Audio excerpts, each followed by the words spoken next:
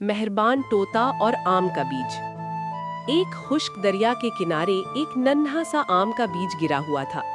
जमीन सख्त और पानी नापैद था, इसलिए किसी को उम्मीद न थी कि यहाँ कुछ उग सकता है। मगर कुदरत ने इस बीज के लिए एक मेहरबान दोस्त चुन रखा था।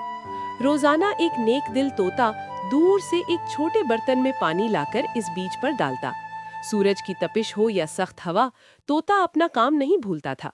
दिन गुजरते गए, बीज ने कोम्पल निकाली और आहिस्ता आहिस्ता एक मजबूत आम का दरख्त बन गया। वो दरख्त जल्द ही कई रंग बरंगे परिंदों का घर बन गया।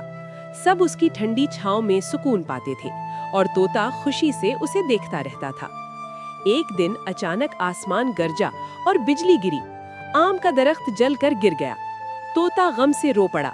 उसे लगा उसकी सारी मेहनत जाया हो गई। मगर कुछ ही अरसे बाद उसी जमीन से एक नया नन्हा पौधा उगाया। तोते की आंखों में खुशी के आंसू आ गए। वो समझ गया कि मोहब्बत, सब्र और नेकी कभी खत्म नहीं होते। ये कहानी हमें सिखाती है कि सच्ची मोहब्बत और मुस्तकिल मेहनत हमेशा नई जिंदगी को जन्म देती है, चाहे हालात कितने ही मुश्किल क्यों ना हो।